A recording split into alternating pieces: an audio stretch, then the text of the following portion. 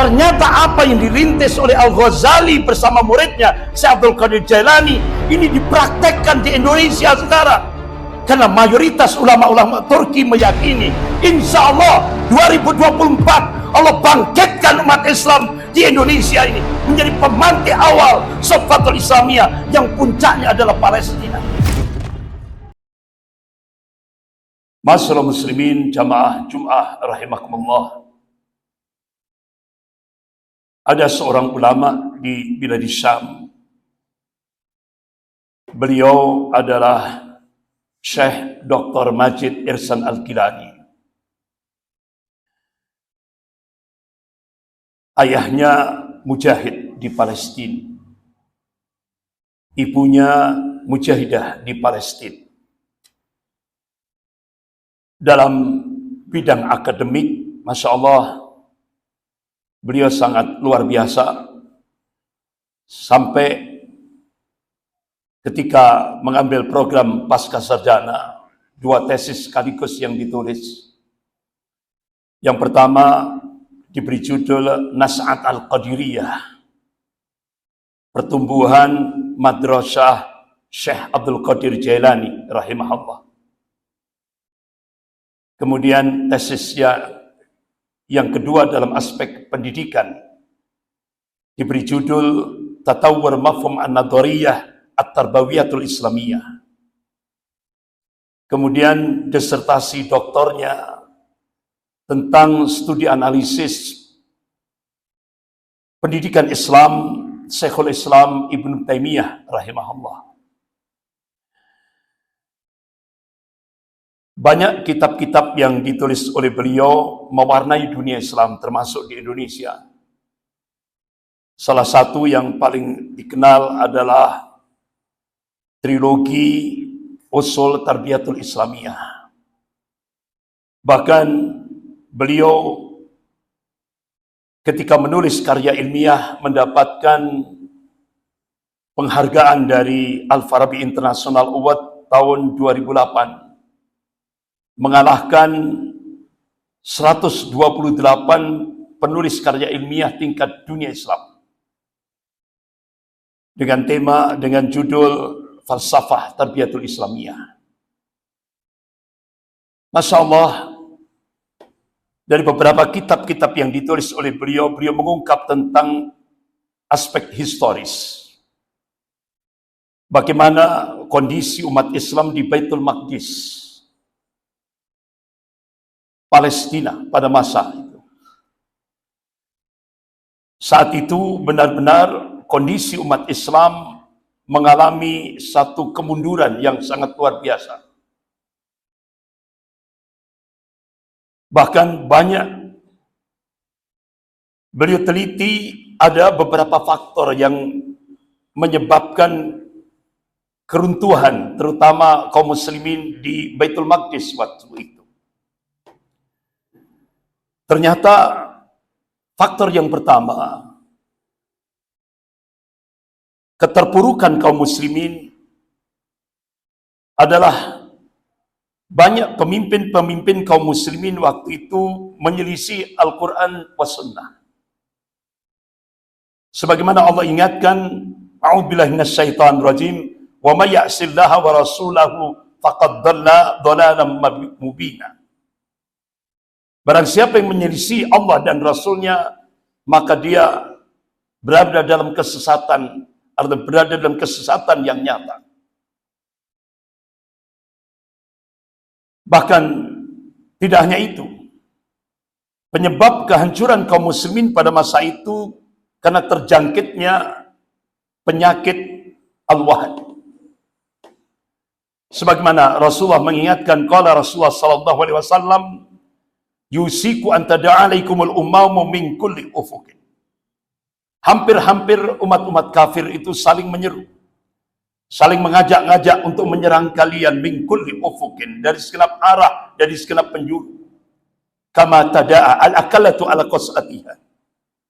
Kalian seperti makanan di atas nampan yang jadi rebutan orang-orang yang lapar. Sahabat bertanya, "Kunna ya Rasulullah, amin killatin pinanahnu yauma idin." Wahai Rasulullah, apakah posisi kami pada saat itu minoritas? Jumlah kami sedikit? La, tidak, kata Rasulullah. Bal antum yauma idzin katsir. Kalian mayoritas. Jumlahmu banyak. Walakinnakum kutsa'un ka kutsa'i ta'il. Tapi kualitasmu seperti buih. Tidak punya prinsip, tidak punya jati diri. Mudah diombang-ambingkan oleh musuh-musuhnya. Oleh karena itu ulama-ulama hadis ketika menafsirkan hadis ini, jadi hadis ini bukan justifikasi, bukan pembenaran. Tapi hadis ini warning, peringatan dari Rasulullah. Jangan sampai umat Islam itu punya kualitas seperti buih. Manakala umat Islam itu punya kualitas seperti buih, Rasulullah memberikan peringatan yang cukup keras. Walantazi'annallahu min suduri aduwakum al-mahabbata minkum. Sungguh Allah akan mencabut rasa takut dari hati musuh-musuh kalian. Walayakdifannallahu fi qulubikumul wahan. Dan Allah campakkan al-wahan di dalam hati-hati kalian. Ya Rasulullah, wa mal wahan? Apa yang dimaksud al-wahan? Qala hubbud dunya wa karahiyatul maut. Terlalu cinta dunia dan takut mati, takut resiko perjuangan.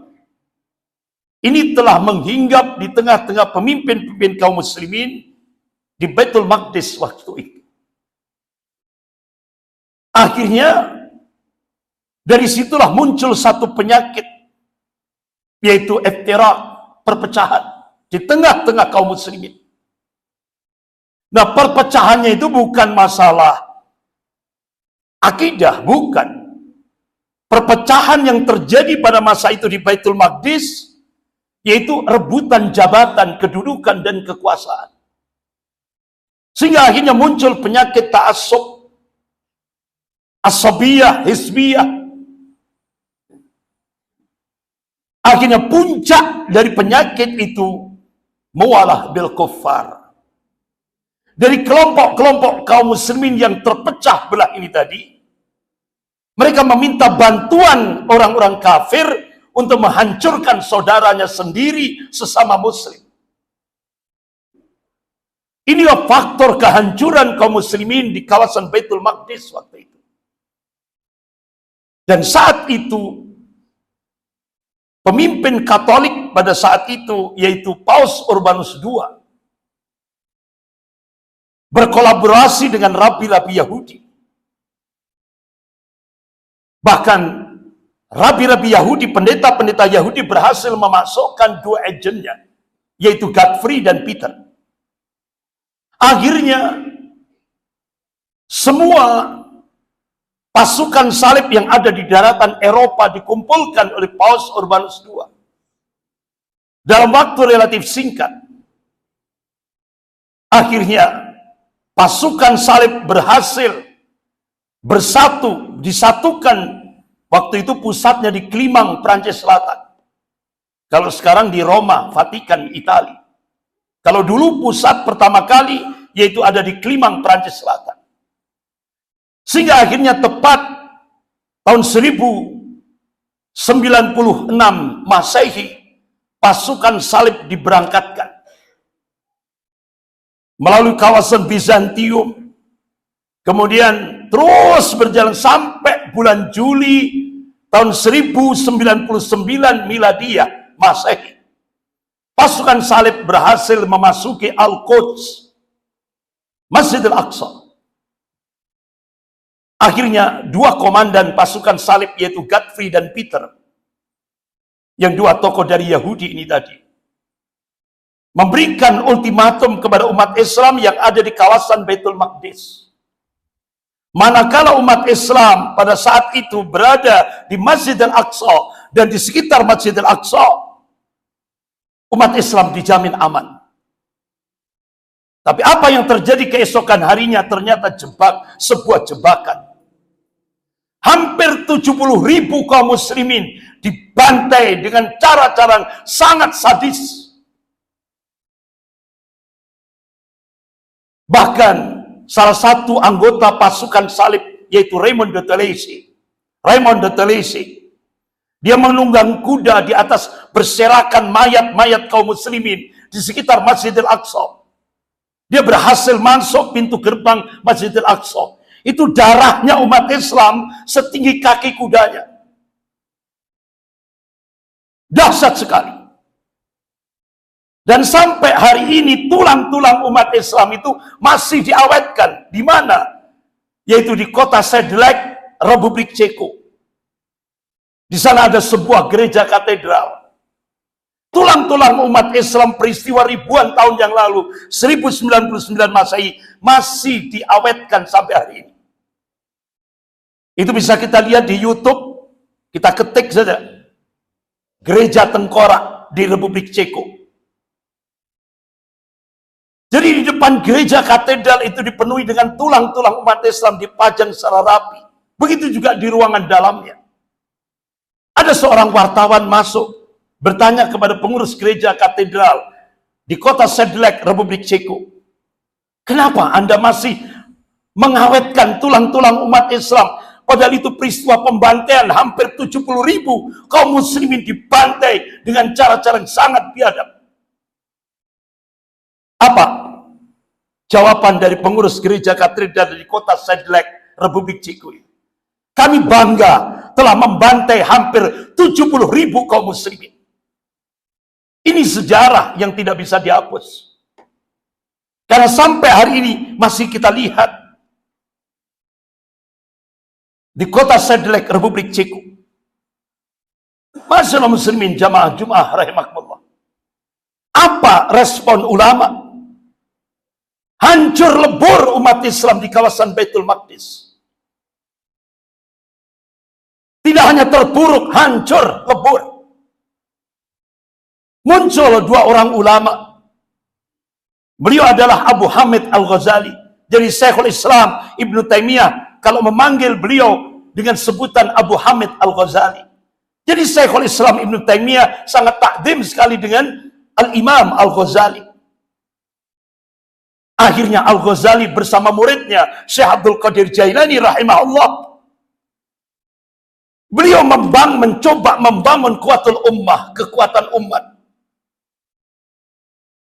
Beliau ambil pijakan yaitu Al-Quran wa Sunnah. Beliau ambil satu ayat dalam surah Ar-Ra'd ayat 11. A'udzubillahi minasyaitonir rajim. Innallaha la yughayyiru ma biqaumin hatta yughayyiru ma bi anfusihim. Sesungguhnya Allah tidak akan merubah kondisi satu kaum hingga kaum itu merubah apa yang ada pada dunia sendiri.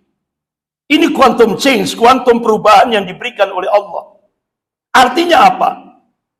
Allah tidak akan merubah nasib umat Islam kalau umat Islam tidak mau berubah. Akhirnya dari ayat ini dijadikan pijakan oleh Al-Ghazali bersama muridnya Syekh Abdul Qadir Jailani rahimahullah. Kemudian beliau ambil satu hadis sahih. Qala Rasulullah sallallahu alaihi wasallam, "Fa inna fil jasadi mudghah idza saluhat saluhat jasadu kullu wa idza fasadat fasad jasadu kullu. Ala wa hiyal qalb." Ketahuilah, dalam setiap jasad, dalam setiap tubuh manusia ada segumpal darah. Kalau segumpal darah itu baik, baiklah semuanya. Kalau segumpal darah itu jelek, jeleklah semuanya. Ala wa hiyal qalb. Ketahuilah yang dimaksud segumpal darah itu adalah qalbu. Kenapa Al-Ghazali bersama muridnya Syekh Abdul Qadir Jailani menjadikan qalbu menjadi titik tolak untuk membangun kuatul ummah? Karena di dalam qalbu itu ada kuatul hamasah, kekuatan semangat. Masya Allah. Akhirnya Al-Ghazali bersama muridnya Syekh Abdul Qadir Jailani membangun madrasah Al-Quran. Jadi umat di kawasan Baitul Maqdis pada saat itu dibangun kuat kekuatannya dengan Al-Quran wa Sunnah. Masya Allah. Dalam waktu 50 tahun lahirlah kader yaitu generasi Rabbani. Beliau adalah Salahuddin Al-Ayyubi rahimahullah. Jadi Salahuddin Al-Ayyubi itu adalah kerja keras dua ulama ini. Al-Ghazali bersama muridnya Syekh Abdul Qadir Jailani rahimahullah. Masya Allah. Sehingga akhirnya Salahuddin Al-Ayyubi berhasil menghancurkan pasukan salib yang telah menguasai Masjidil Aqsa hampir 88 tahun. Ini sejarah yang tidak bisa dihapus. Akhirnya berhasillah Masjidil Aqsa dikuasai kembali oleh kaum muslimin. Masalah muslimin jamaah Jum'ah rahimakumullah. Masya Allah, kita bersyukur. Ternyata apa yang dirintis oleh Al-Ghazali bersama muridnya Syekh Abdul Qadir Jailani ini dipraktekkan di Indonesia sekarang. Kita bisa melihat di mana-mana di seluruh Indonesia, bahkan ketika saya diundang Pertamina Balikpapan, oleh panitianya saya dimasukkan di hutan di pedalaman Kalimantan. Allahu Akbar. Kita bisa melihat di seluruh Indonesia sekarang muncul pesantren tahfidzul Quran, geria Quran, rumah Quran, kampung Quran. Ini yang pernah dirintis oleh Al-Ghazali bersama muridnya Syekh Abdul Qadir Jailani, dipraktekkan di Indonesia. Oleh karena itu Rasulullah memberikan wasiat. Qala Rasulullah sallallahu alaihi wasallam, wa innal iman idza waqatil fitan bisyab. Ini hadis sahih riwayat Muslim. Jadi barometer iman kita, kalau sudah terjadi fitnah-fitnah akhir zaman di seluruh dunia, seluruh global, barometer iman kita bukan di Saudi, bukan di Kuwait, bukan di Mesir, bukan di Irak, bukan di Qatar, bukan di Dubai, Uni Emirat Arab, bukan. Tapi Rasulullah mengingatkan, memberi wasiat, barometer iman kita, qala Rasulullah sallallahu alaihi wasallam, di Baitul Maqdis wa akna fi Baitul Maqdis. Palestina. Ini wasiat dari Rasulullah sallallahu alaihi wasallam. Oleh karena itu ulama-ulama di Palestina, Masya Allah. Di antaranya Syekh Dr. Abu Bakar Al-Awawidah. Jadi ulama-ulama Palestina melakukan riset. Pijakannya satu hadis sahih rawahu Abu Dawud. Qala Rasulullah sallallahu alaihi wasallam, "Innallaha yab'atsu li hadhil ummah ala ra'si kulli mi'atin sanatin may yujaddidu laha dinaha." Rawahu Abu Dawud. Sesungguhnya Allah akan membangkitkan di setiap penghujung 100 tahun, yaitu seorang al-mujaddid, pembaharu dalam agama ini. Imam Ahmad bin Hanbal rahimahullah, beliau mencari hadis-hadis sahih dengan matan hadis yang sama, yaitu al-mujaddid dalam kutubus sittah. Masya Allah, beliau pelajari, beliau kaji secara dalam. Akhirnya beliau mengambil satu kesimpulan. Mujaddid yang pertama, yaitu Khalifah Umar bin Abdul Aziz rahimahullah, cicitnya Khalifah Umar bin Khattab radhiyallahu anhu. 100 tahun lagi, mujaddid yang kedua, yaitu gurunya Imam Ahmad, yaitu Imam Syafi'i rahimahullah. Dan 100 tahun yang selanjutnya, yang ketiga, ini dihitung secara matematis, insya Allah 2024. Akhirnya Syekh Dr. Abu Bakar Al-Awawidah, beliau dari Rabitah Ulama Palestina, beliau menegaskan insya Allah berdasarkan nas-nas syar'i, insya Allah 2024 Allah bangkitkan pemantik awal Safatul Islamiyah dari arah timur, yaitu Indonesia. Akhirnya gayung bersambut, ada istimewa ulama seluruh dunia Islam di Timur Tengah. Semua berdoa, ya Allah, jadikan 2024 umat Islam Indonesia menjadi pemantik awalnya, yang puncaknya adalah Baitul Maqdis Palestina. Ini masyarakat muslimin jamaah Jum'ah rahimakumullah. Bahkan sebelum saya pulang ke Indonesia, saya transit di Turki. Masya Allah. Ternyata di Turki, mayoritas lembaga pendidikan Islam di Turki, mata pelajaran eskulnya bahasa Indonesia. Kenapa? Karena mayoritas ulama-ulama Turki meyakini, insya Allah 2024 Allah bangkitkan umat Islam di Indonesia ini menjadi pemantik awal Safatul Islamiyah, yang puncaknya adalah Palestina. Karena memang Palestina akan dijadikan pusat kemenangan Islam, ditakdirkan oleh Allah menjadi pusat kemenangan Islam di akhir zaman. Masyaallah muslimin jamaah Jum'ah rahimakumullah. Bahkan ulama-ulama Malaysia, ulama-ulama Brunei Darussalam meyakini insya Allah 2024 Allah akan bangkitkan umat Islam Indonesia menjadi pemantik awal Safatul Islamiyah global yang puncaknya adalah Palestina. Makanya kenapa sekarang di Palestina bendera merah putih ada di atas, bendera Palestina ada di bawah. Bahkan Harakatul Muqawamah Al-Islamiyah Hamas mengibarkan bendera merah putih di Palestina. Kenapa? Karena insya Allah pemantik awalnya insya Allah Allah munculkan dari Indonesia. Dan puncaknya kemenangan Islam di akhir zaman Allah takdirkan di Palestina. Ini ketetapan Allah yang tidak bisa dirubah. Masyaallah muslimin, jamaah Jum'ah rahimakumullah. Mudah-mudahan kita semuanya dijadikan oleh Allah ansarullah, penolong-penolong agama Allah. Sampai kita menghadap Allah, mudah-mudahan kita diberikan akhir yang husnul khatimah.